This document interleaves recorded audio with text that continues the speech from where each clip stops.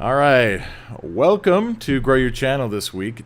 This week we have Jennifer Thomas on. She is one of my favorite people on the planet, and I'll tell you a couple reasons why. She started making music videos around the same time I did on YouTube, a little bit after I did, and I remember her posting her music videos and trying to get traction on them, and she created this contest where if you were to post her videos, she would actually enter you into a drawing where you'd get a care package. And I was just sharing because I wanted to help her out. I thought it would be really fun to get her big on social media. And I ended up winning this contest, and she sent me this care package, and it had her album, and it had treats in it, and it had this heartfelt letter that she wrote. And it was the most heartwarming thing that I'd ever received. And that album, it was I think there might have been two albums in there, if I remember right. Was that feels like so long ago. Yeah. It was a while ago. And the one was it was a lullaby album, and that was the soundtrack to my kids' childhood. Truthfully, they listened to that. They listened to it every single night. Yeah, Naomi. It's very, very genuine. But Jennifer is one of my favorite people on the planet. I've watched her journey in her music career for many years, and have been to her performances, and I just love her and her family. Wish they lived closer, but I'm so glad to have you on here. And today we're going to cover why you got into music, why, and how you started to create your business. How you got into YouTube and how you made things work on YouTube, and then eventually how you really made money with your music, with what you love. So Yeah, thanks for having me. yeah, thanks for being here. I appreciate it. Yeah, it's a pleasure. Super excited. Let's dig into it. Okay, awesome. So Debbie, why don't you take over for a second? Welcome, Jennifer. We're so excited to have you. So Nate and I work with business owners, and one of the things that we wanted to do was teach them how to make money on YouTube. A lot of people have this idea that it's just for influencers, like some of our friends. We were just at a New Year's party at, the Queen of Random's home. And she's, her and her husband had 12 million subscribers. And then Nate's worked with some people, and I've worked with some people that work with Mr. Beast. And I think that's what people think of when they think of YouTube, is big time entertainment type of influencers, but really it doesn't have to be that. Nate and I both have our own YouTube channels that, as he just discussed, his is about music and mine is about business, and we work with a lot of business owners that we've taught to make money on YouTube through those different industries. You don't have to just be an influencer to be on YouTube. We have friends doing nail tech companies and retirement planning content and financial advising and whole life insurance. And they get a lot of views, and they have built, some of them have built huge income for their industry by using YouTube as an additional revenue stream, doing what they're already doing in their unique business ventures. So every week we love to highlight and introduce one of our friends and that's doing that has become successful on YouTube, to give their own tips and tricks. And Nate and I are really excited to have you again, because we both love music. We just actually released a music video on his channel on New Year's Eve, and so we're excited to just kind of highlight that theme of music on YouTube today. So thank you so much for joining us, and yeah, let's dive right into your story, how you got started and how you grew to millions of views on your YouTube channel that's based on music. Yeah, well, thanks for having me, and I love that introduction, and YouTube definitely is a great supplemental tool to all of the other social media platforms, and I think for musicians it's one of the most important also. So let's dive in.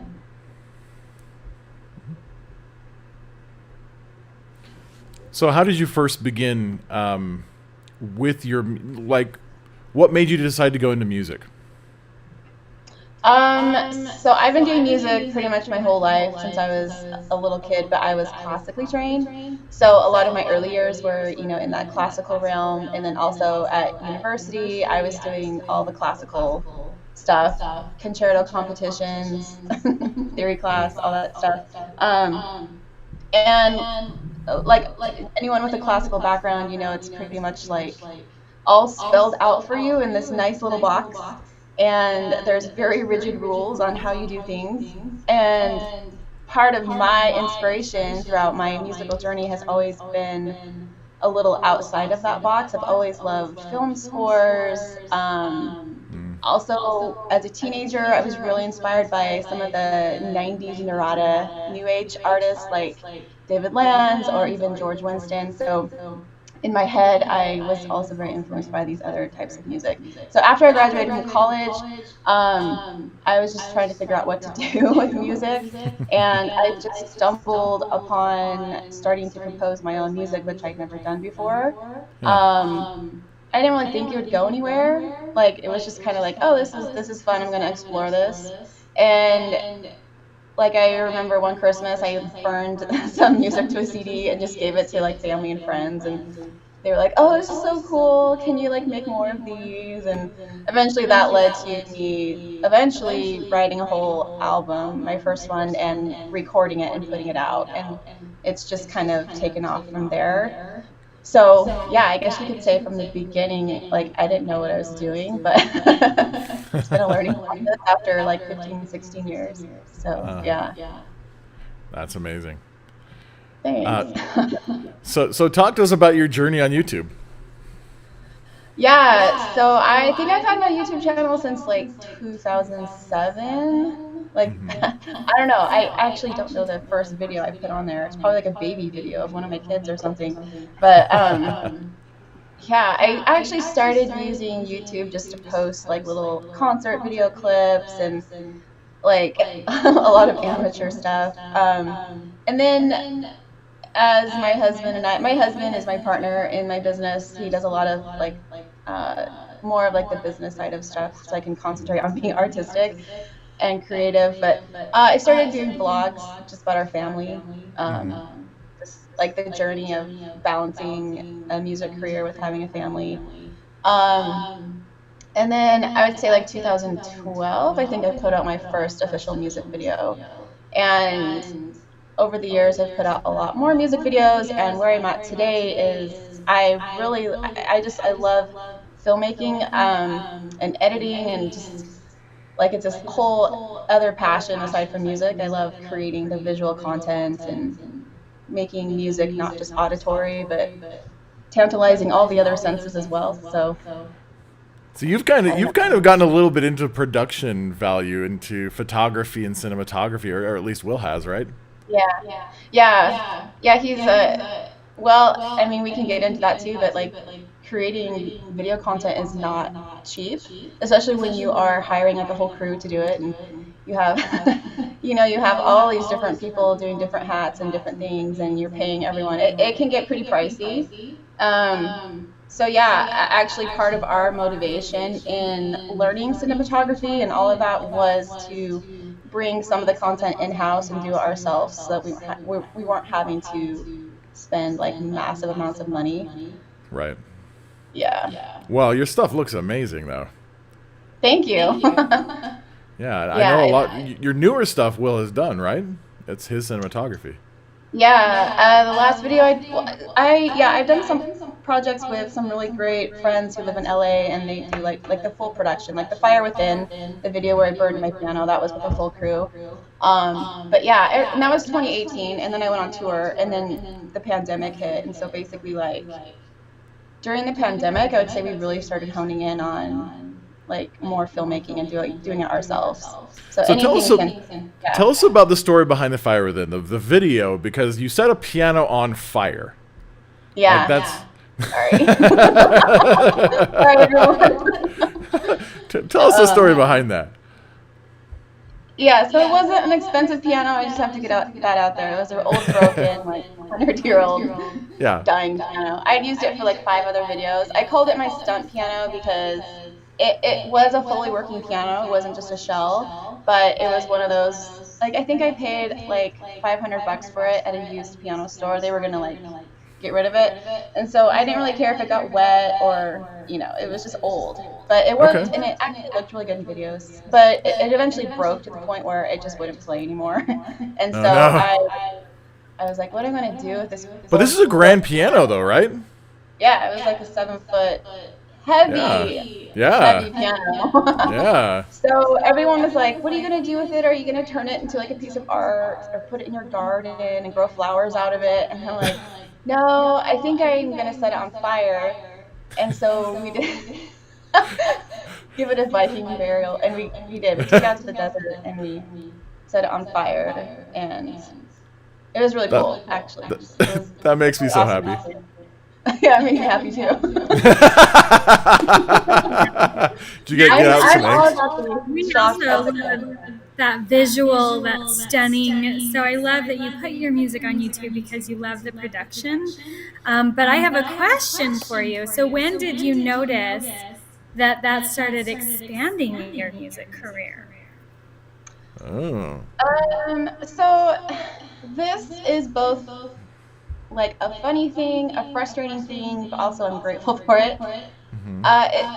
And I don't really know why, and you guys can probably attest to this too, but it seems like sometimes when you put all the effort into like a really high quality video or a vlog, it Yeah. might not get very many views, but then you just throw something random up on YouTube that you'd hardly put any time into, and then it just explodes. And that's like a few years ago, I put up a concert video footage of Carol of the Bells. I was performing at Benaroya Hall with orchestra and choir, Yeah. and literally, we just had a camera on a tripod during the concert. I edited it into a video, I put it on YouTube, and that video just exploded. And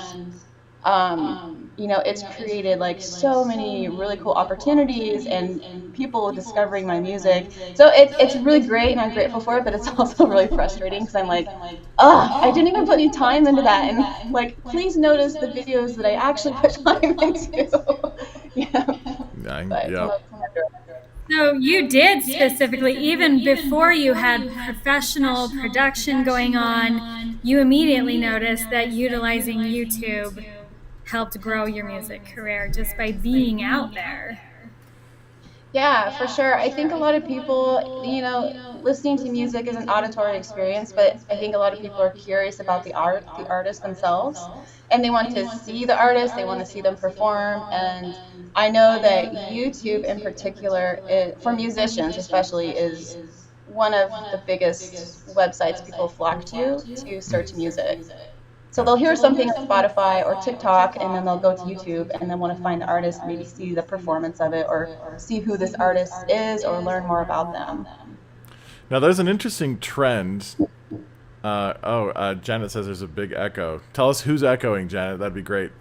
Um, on YouTube, there seems to be a. So when you look at Lindsey Sterling's videos, the recent videos she has are, they're performance videos. So, do you have any insight as to maybe performance videos are doing really well on YouTube because people are curious about those performances?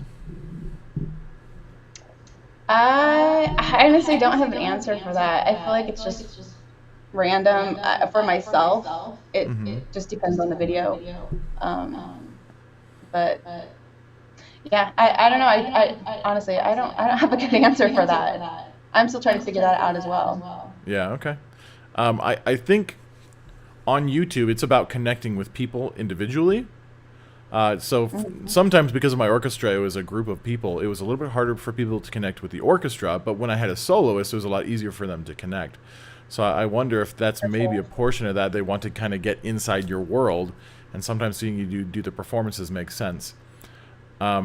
Also, we can go back to Lindsey Sterling's early stuff. She would kind of fluctuate between covers and original music. Have you found that either one of those work better?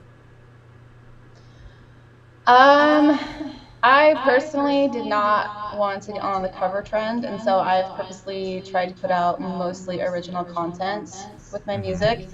But the covers that I have done, I look at them as like something to capture interest in people who might not know who I am, but they'll discover the cover song, and then that leads them to my other content as well. So, yeah, I think for me, maybe I'm a little bit unique where my original work has done well on its own, but on like streaming though, like Spotify and Pandora, my covers definitely have more traction than what I see on YouTube with videos. Interesting. I don't know. What are So your thoughts on that? I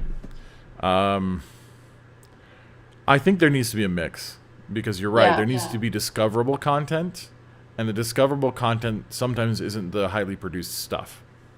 The highly produced stuff should be a staple, and it's what keeps people there.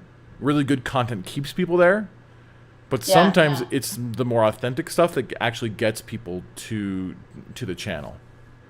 For sure. I agree. Any thoughts, Yeah. Debbie? Yeah, same thing. This is what we've been discussing with some of our others, and the covers can get you searchable and get your name out there. And then once you've built a brand and once you've built a following, it's easier to get your original work out there. That seems to be the case. Okay, so tell us about Jennifer. What are you working on right now? So I just released a really small classical album a month ago, and then I have another album called Oceans that I'll be releasing this year. And this is a project I've been working on for like over 4 years. It's just been a mammoth of a project. And this one actually involves a lot of film work as well. We've done more filming than I've ever done with any other project. I have like 7 music videos coming out with this, plus a documentary. It's been a massive project. Are you doing a documentary? Yes, I've been just kind of filming the behind the story of this album for the past couple of years. It's not finished. I still have a lot left to film. And that's been a whole journey in itself. I've had to like really branch out my skills and figure out how to do documentary style filmmaking, which is very different. But there's a lot of YouTubers out there that I get really inspired by, like Jana Jinten. She's from Sweden. She has a lot of like cinematic vlogging. I love her style, and just, I don't know, content that really inspires people and like a little break from reality, you know. How important do you feel like it is for you to be inspired in the creation of what you're doing? That's kind of like the bread and butter of for me. Like I won't do something if I'm not inspired by it. Like I don't do content just to do content, or I don't do something just because it's trending. It has to truly like hit my soul. Yeah. Yeah. A lot of people will chase that, and in fact, we were talking to Janae Thompson, who was from the King of Random channel, 12 million subscribers, and she said every time they chased, what was popular out there, things didn't go so well. And she said actually, even if they went well, it wasn't feeding; it was draining them emotionally, mentally, and then also physically. Yeah. So. Yeah, and in fact, Grant at one point, he was working so hard that he had to use a crutch. Like his hair was going gray. He was using a crutch. Like he was trying to come out with a video every single day, and it was just too much work. And it just was so draining. That's certainly something that I teach with my business clients, is if it's not giving you energy, you're doing it wrong. Mm-hmm. It should be feeding you energy, not draining energy. It'd be something that you really enjoy and inspires you. Otherwise, you're like, you got to figure that energy portion out. Yeah. Otherwise, you're just chasing something that just feels like a mundane job, and it doesn't bring you any joy. Yeah, 100%. Yeah. So tell us the secrets behind Jennifer Thomas. Like, The what are some secret. secrets that will inspire people that are watching? Number one, what are the secrets to inspiring yourself to create the music? And number two, what are you doing to make the money with the thing that you love the most? Yeah. Well, the secret sauce is that I honestly just work really hard, and I know that's not what people want to hear, but I do. I am a very hard working, like I probably work too much, like 7 days a week. I'm always doing something. Um, so yeah, there's a lot of hard work behind this. It's not like you just get discovered and poof, and that's fine for people who do. I hope that no, that sustains them long term. But yeah, I work really hard, and then yeah, it's just a juggling act because with being a musician, there's just so many different income streams. It's not like you get one paycheck every month. It's just coming in from so many different things. Um, like I have like my streaming income, CD sales, physical sales, um, licensing, sheet music, publishing, sync is like when your music gets synced with TV, film, media stuff. Yeah. YouTube, content ID. There's just so many like little, and it all just kind of adds up into your monthly paycheck. I guess it's never the same amount either. It fluctuates every month. Got it. So what is your schedule like then?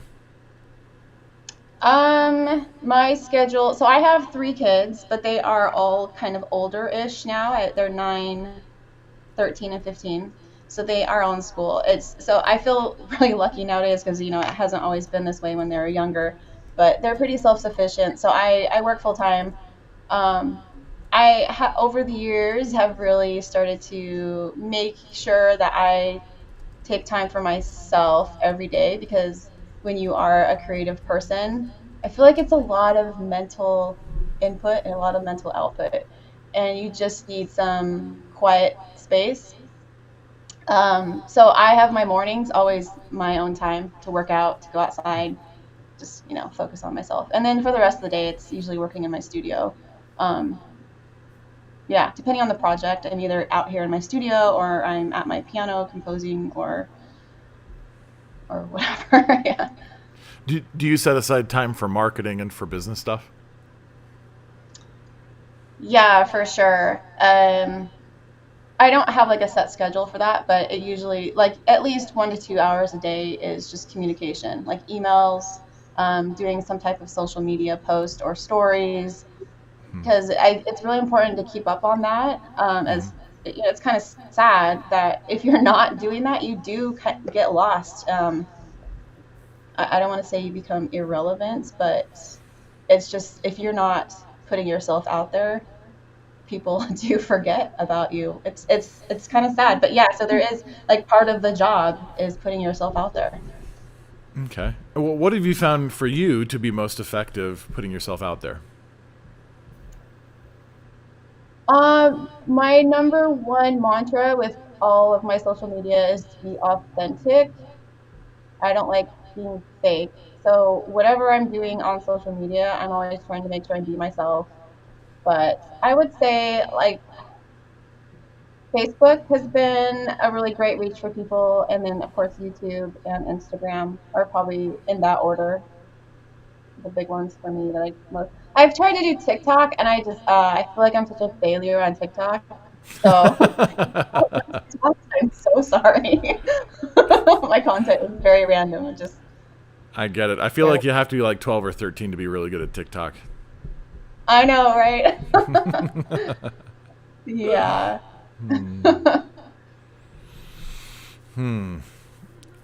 Debbie, what do you think? What you have a podcast that you have on YouTube. Is so I deal with a lot of men who are content creators and business owners. Is it different in the world where you're at? Because Debbie, you're a business owner. Jennifer, you're a pianist. When you create content, do you have to think about that kind of stuff? I About say it depends on what you're trying to do. So for Jennifer and for myself, I don't think we need to be on TikTok, because we're trying to grow our industry, and YouTube is the second largest search engine in the world. So it isn't about we're not trying to achieve influencer status, which might be akin to being on TikTok and on some of the other platforms. She's trying to grow her music business and all the things that she just said, CD sales, sheet music. And for me and for you and a lot of our clients, we're trying for lead generation and things like that. So I feel like the TikTok is for more like my friend Mayan Gordon. She's got 2 million followers on TikTok and quite a few on LinkedIn. And she does content. She got paid by a sponsor to tour the country for a year and do lifestyle type of things. And so it depends on who you are and what your audience is. So I don't think you need to try to be on every platform. For me, I specifically kept my interviews channel that we call a podcast just on YouTube, not on any of the Audible platforms. So for those of you who are on live with us, if you have questions, please type any questions below and we can answer them. Also, if you're live, type live, and if you're on the replay, type replay. Jennifer, tell me, what is the best thing that you've done in your industry to actually make money? So the best thing I've done so far, and this honestly, like I can just say I was just lucky, was I got on Pandora in the early days when Pandora was just starting out.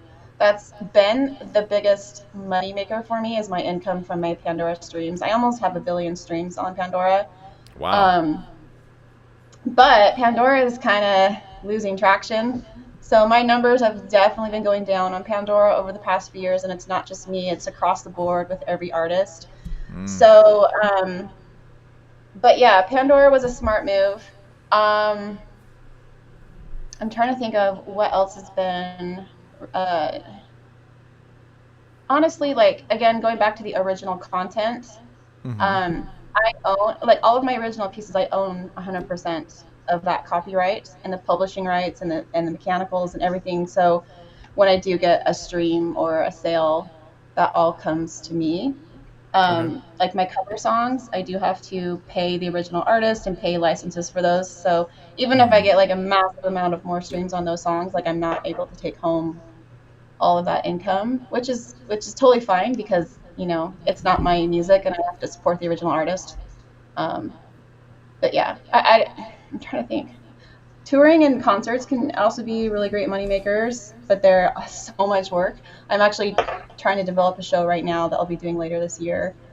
Yeah, I think I saw your last tour. How did that go, by the way? It was good. I did 20 shows, 20 cities, sold out almost every show. I had like 2 really bad shows.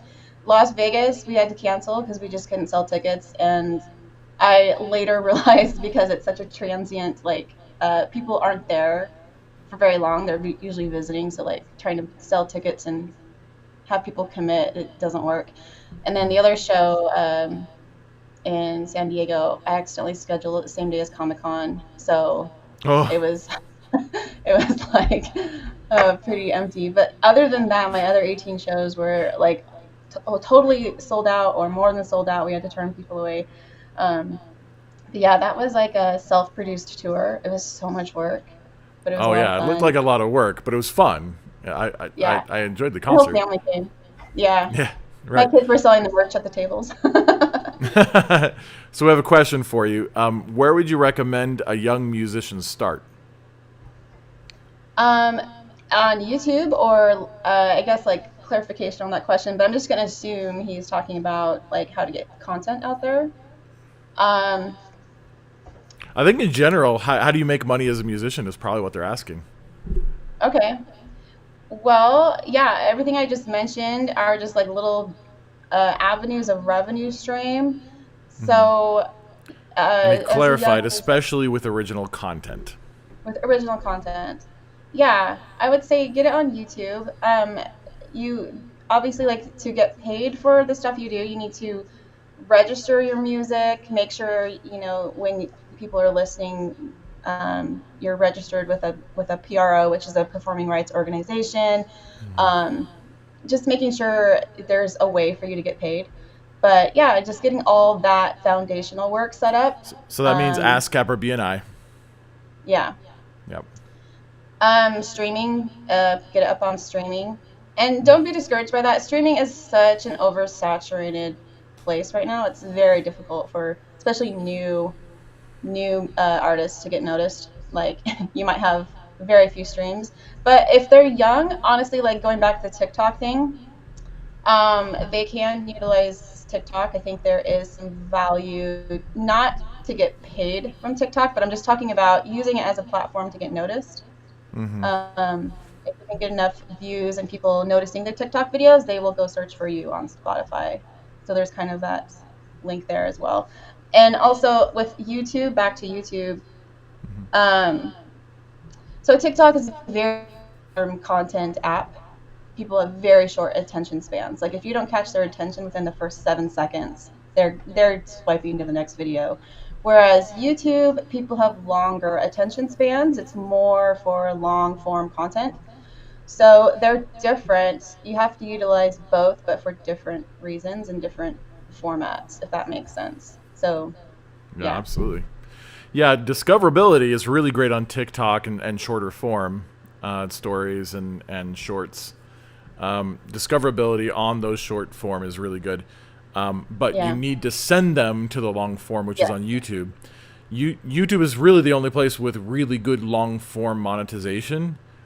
And that's still the only place that you can, at least on that platform, make a living.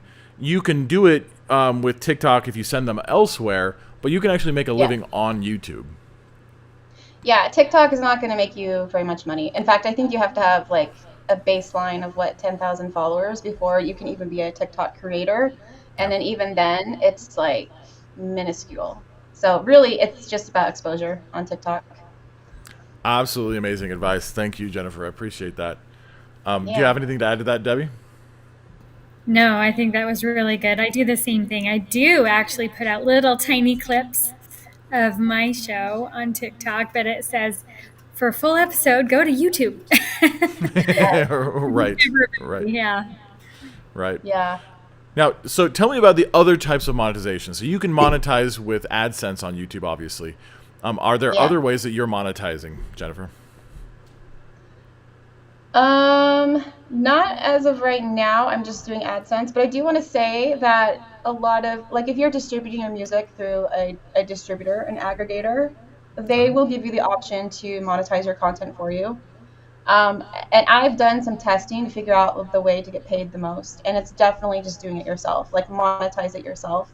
In the beginning years, I had my content monetized through CD Baby, which is the aggregator that I was using, and I decided to switch all that content over so that I was monetizing it myself, and my numbers went up like 3 to 4 times the amount than what I was getting paid through the distributor. So that's just a little tip.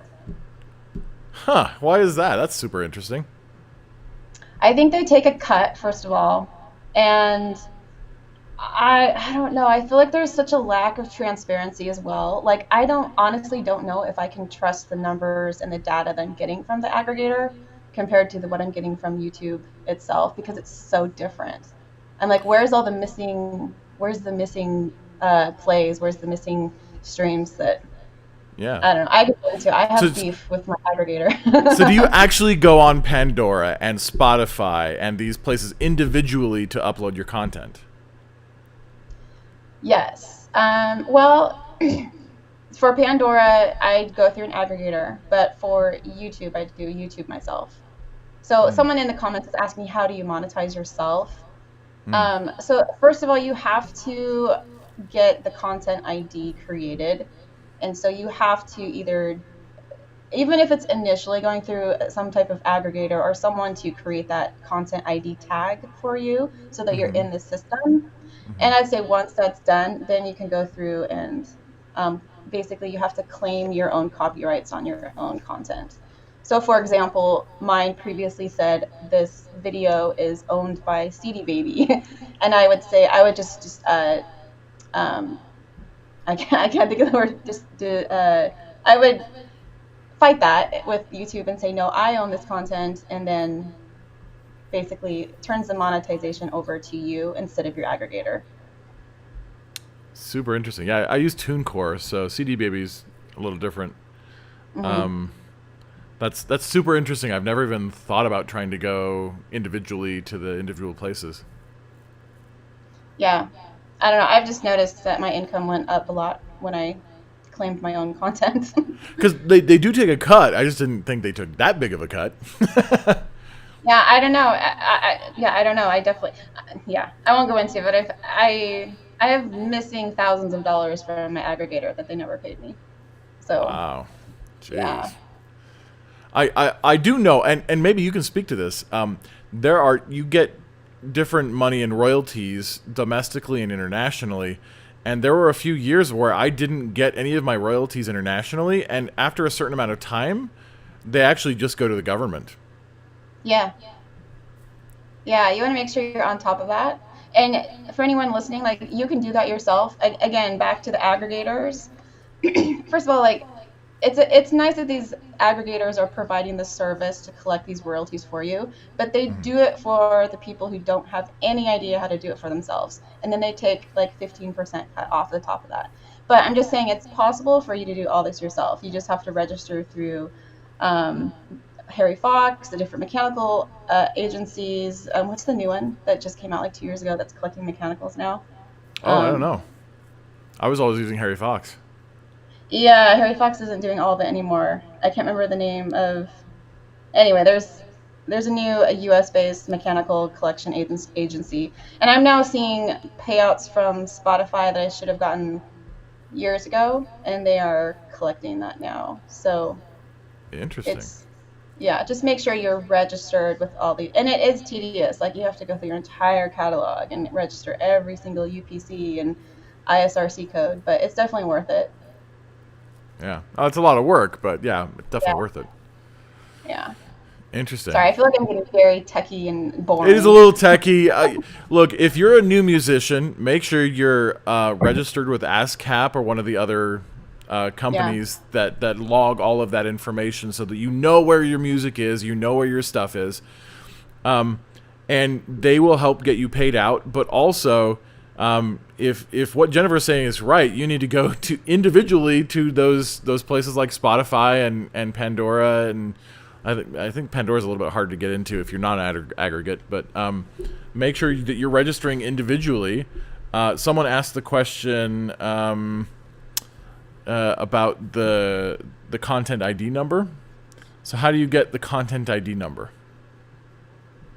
so the, you have to originally get the content ID assigned through some type of aggregator. So, for Mm. example, CD Baby or TuneCore, or yeah, just to get into the system.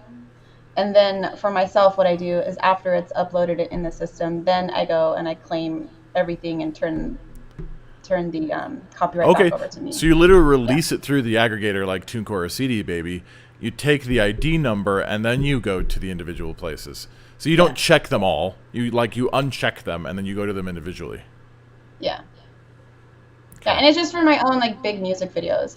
The value of having the content ID created too is so that anyone else on YouTube who is using your music or your content, you'll get paid for that. So I have like thousands of videos of people using my music as the background for their hiking trip or whatever. And because that content ID will pick up, oh, this is Jennifer Thomas's song, she needs to get paid for this, then I will get like a few pennies or whatever from them A few using fractions of my a penny, video. but whatever. Yeah. Yeah. Yeah. So tell us about your stardom in the ice world, the ice Oh, figure skating world. skating, Yeah. my stardom. Yeah, figure skaters actually like my music for some strange reason, and They actually like. it's been in a couple of Olympic Games, World Figure Skating Championships. It's been really cool, just because both figure skating and floor gymnastics are two sports where they have to use music. So it's kind of cool, music and sports combined together. Yeah, that is really cool. Yeah. So It is so kind of cool. Debbie, as a business owner, what would you want to know from Jennifer's ability to make money with what she's doing? Well, that is the key because only a few people watching are going to be wanting to pursue a music career specifically. So, I guess, going back to those original questions, how did you begin to monetize what you do specifically through using YouTube? Um, yeah, I guess and I can only relate to this as a musician. I just monetize every content that I do. So making sure I own that copyright. If um, I put something out, making sure I have everything set up so that every view, every stream gets counted towards that monetization that's going to come through that video. And honestly, like I still have so much to learn and discover on my YouTube channel as well, which I'm glad we're talking about this too, because I'm not like the pro on this either, but this coming year I have so much content coming out that yeah, it's it's going to benefit me to be on top of this. So So really, it seems like the steps that you went through were making sure your content is good, obviously, and then making sure it's optimized so that you can monetize it. There are switches you got to make sure are in place, and then as you study your analytics, you're trying to get the view count up, the subscriber count up, so that more people are seeing you, more people are watching you, and then you add additional revenue streams. So it's not just monetizing the channel from YouTube, but once your numbers are up, which is what we've seen with other people as well, then you have a greater capacity to sell other things, not just your music, but other things yeah. based on your industry. So your sheet music and your other things, once you have a good sized following. But really it comes in that progression, making sure your content's good, making sure you're optimized, you're watching your analytics, and then you can start selling other things as you grow. Is that basically your Yeah. progression? Yeah, and I want to emphasize the importance on watching your analytics too, because that is kind of like the golden gem of telling you how to steer what you're creating. You can go and look at anything you've put up on your channel and see at what point did people get bored watching your video, or what videos are taking off more. Those analytics are really going to help you. Um, and then also using the YouTube Shorts feature is really important. I know YouTube is trying to compete with TikTok on that, um, but I have found YouTube really rewards creators for using Shorts, and so I think it's a really good thing to really use that functionality within YouTube. And you can create little short videos that will link to the long form video as well. So it's just kind of like if you want to do like a 15-second quick like teaser, and it'll like if you want to watch the full, it'll link you over, which is really great. So you'd say that the shorts is more for discoverability. Yeah, yeah. Yeah, and I think another great thing about the shorts is, so I have a friend who does a podcast, and I've noticed that he's been recycling like older podcasts from like 5 years ago and creating shorts from those. And then so like people who like, oh, I didn't know he had this podcast, but the 15-second teaser like caught them. So now he's getting older content getting seen that maybe wouldn't be seen because people just didn't know it was there. And it's from the shorts. That's awesome. Yeah.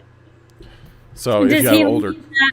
Oh, go ahead. So does he link that to those older interviews, or does he just let the shorts speak for themselves? It's both. He'll put like text on screen that says, this is episode 1532, link over here. Yeah, there's always either in the comments or linking directly or text on screen that will help people find the long form video format of it. that's awesome. That's a really good tip. Yeah. Awesome. So what advice would you have for entrepreneurs and business owners who want to take advantage of YouTube If you were to start again on YouTube, how would you approach it? Like if I was just starting today. Yeah, yeah. Um, I think that I've always wanted to do quality over quantity. So I'm not one of those YouTubers that's like I have to get 2 videos out this week. That's not who I am and what I do, but that does work for a lot of people.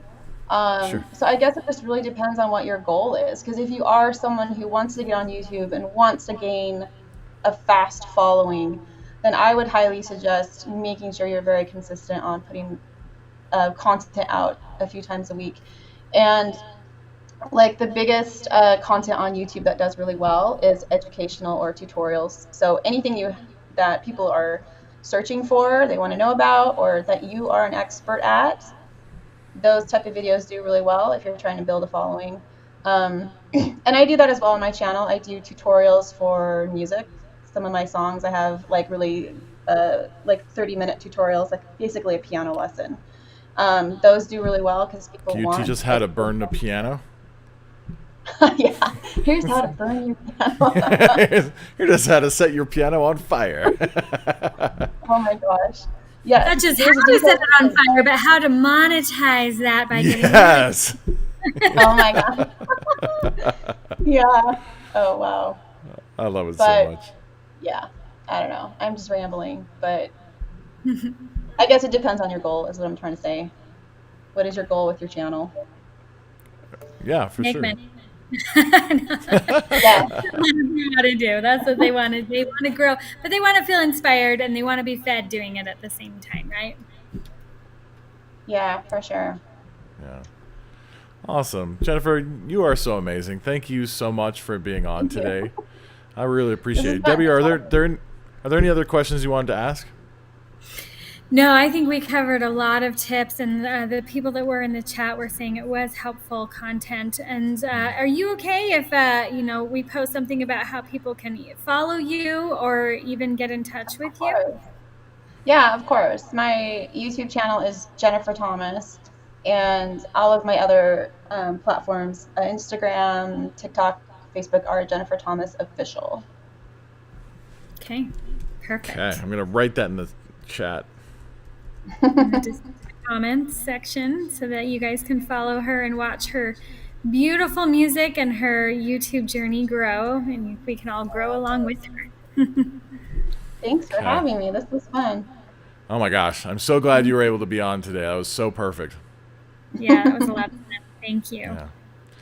Thanks so much. And let's talk soon. So thank you, Jennifer. Thanks, guys, for watching. And we'll be on next week. Same time, same bat channel. All right, thanks. All right. Take care. Bye.